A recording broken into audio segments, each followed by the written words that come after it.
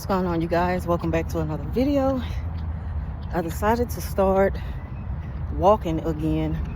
Started about a month ago.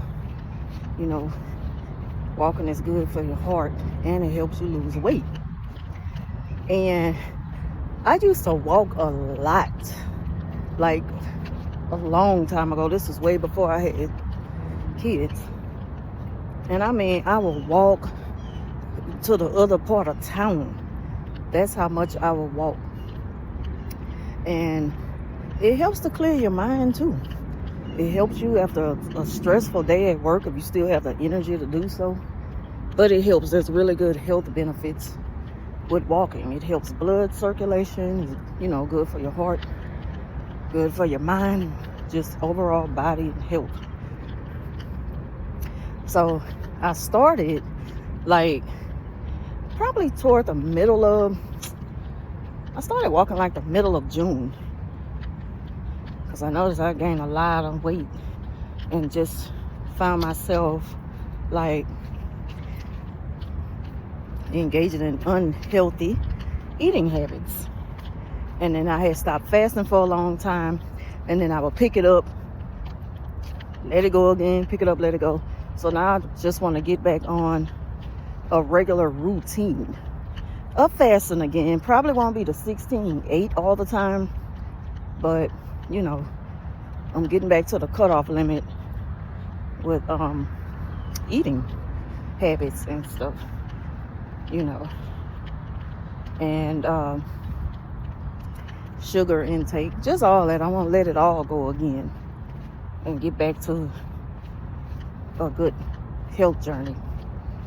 So while y'all take this walk with me today, I only do like 20 minutes, 25 minutes walking a day, 5 days a week.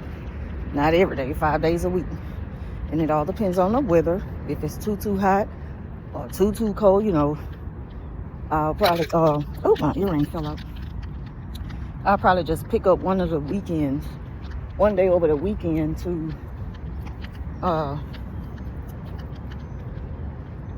you know, to make up for the day that I missed. You know what? I might just be walking with one earring on. I don't have time to deal with that right now. But while I'm walking, I want to talk about like how to deal with gaslighting in the workplace. And I know that we talked about this so many times before, but when it's a person who is not in a position to give orders, they just have a strong input on the things you do, it kind of gives you the advantage and a upper hand to, I won't say fight back the gaslighter, but to stop it, you know, and let them know that you're not going to deal with it. And in my situation, working with someone who has no authority to give orders, however, they kind of have a little say-so in how they want things done at work, you know, but it doesn't have to be on their time. And you know, a narcissist is big on control. When they cannot control you, they punish you, you know. And when they feel as though you're overreacting or you're just making things up, that's gaslighting. And not all gaslighters are narcissists. I know that already, you know, but all narcissists gaslight. And this one is clearly a narcissist because she shows all of the signs, red flags, and patterns.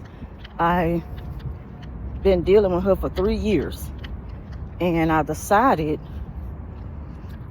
you know how you set goals and stuff like that for yourself. And it's never too late to set a goal. God woke you up this morning. It's never too late to make plans, as long as you don't exclude God out of those plans. And I'm pretty sure he wants peace for all of us. And nobody have to deal with that type of behavior in the workplace. The workplace is to make a living. You go there and make your money and go home. You shouldn't have to deal with nothing else there or take it home with you, you know, in a psychological sense, to where it got you thinking, now how am I going to deal with it tomorrow?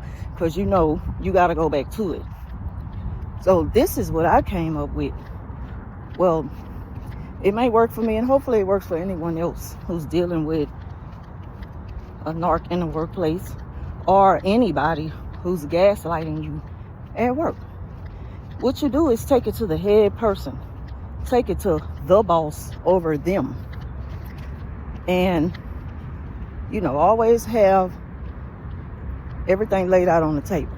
Always have proof of what these people have done and for how long it's been going on, because it helps. It'll help you, you know, again, not so much fight back, but it'll help you answer to the things they do and clear yourself, you know, because at the end of the day, the narcissist and the gaslighter know what they are doing, and they kind of know how it's going to affect you. They know how it's going to affect you. But I'm really talking about narcissists who gaslights and how to deal with it. Take it to the boss. Put in a formal complaint. Make sure you have all the proof you need to prove what they've been doing. Because clearly, you know, narcissists are always the common denominator. Especially in my case. There's nobody else that I have to deal with who, you know, constantly treat me that way other than that person. And so that's why it gives me more of an advantage and an upper hand on how the people over her are going to deal with it. And you can also give them, you know, a warning, or just let them know that I'm not going to be dealing with this. I didn't come to work for that. And it keeps happening, you know, and it has to stop at some point. But it's not going to stop until y'all address the problem. And even if I'm the only one dealing with that problem, unless, you know, you don't mind losing me, then that's just what I'm going to have to do, or you're going to have to fix it. Fixing it means address the problem. And it starts with that. And I know that that's not like the end-all be-all solution for everybody, but it has helped in many cases. It starts with being brave enough to speak up when you know that, again, you have the advantage of getting your lick back fairly because of the unfair treatment you've been receiving from the narcissist. Now, aside from that, narcissists, they gaslight, all of them. That's just one of the many tactics that they use, one of the top tactics. Now, some people use gaslighting as a survival tactic. I think I spoke on this before. I've used gaslighting as a survival tactic against a narcissist. Yes, it's possible and sometimes necessary in order to survive in a narcissistic, toxic environment. You have to play the fool to the fool who thinks they are fooling you. And I know y'all haven't heard that before. That isn't something that I made up, but it's something that I love to share because it makes so much sense in order to survive in a toxic environment with a narcissist. Sometimes you got to play them at their own game. You know, you have to sit back and think of ways to master the skill of beating them at their own mind game. Because at the end of the day, it is a mind game. That's what gaslighting is, manipulation, all that. It's a mind game. It's all about how they can use their evil tools to convince you that you're the problem, you're crazy. And a lot of times they do that when they feel that they are losing control of you. Because narcissists are all about power and control. You know, so it is okay if you feel like you need to gaslight, a narcissist in order to survive a toxic environment. It's very necessary, and I find myself doing it when they, narcissists have a way of moving the goalposts. They do that a lot. So the rules change sometimes on a daily basis. And when they call themselves,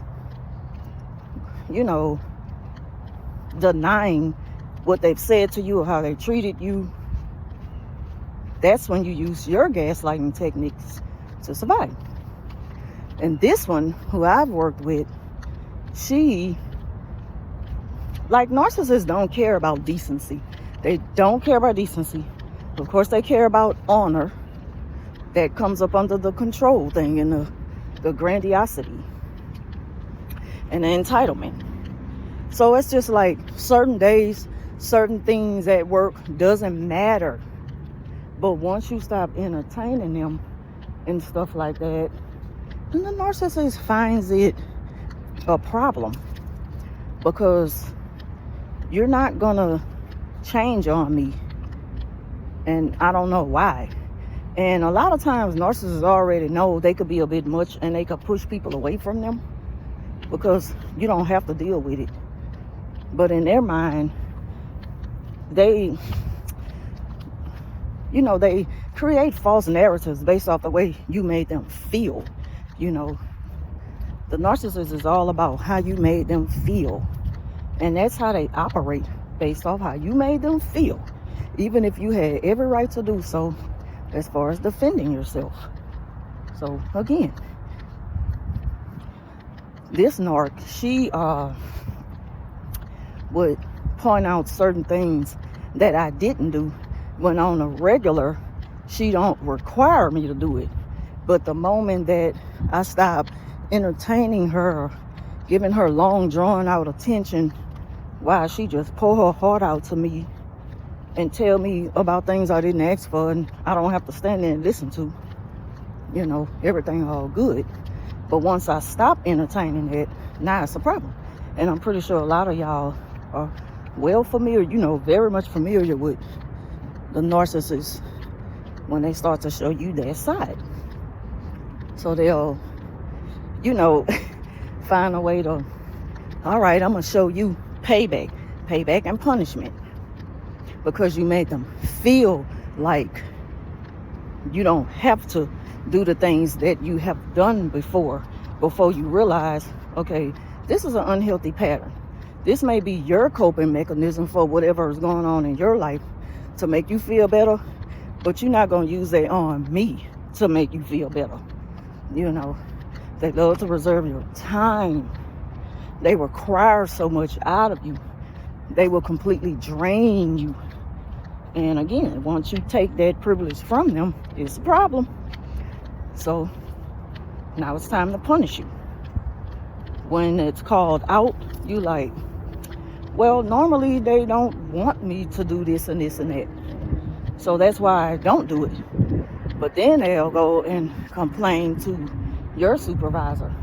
Oh, they haven't been doing this and I haven't been doing it because you excused me from it, So, again, you have the right to answer to it.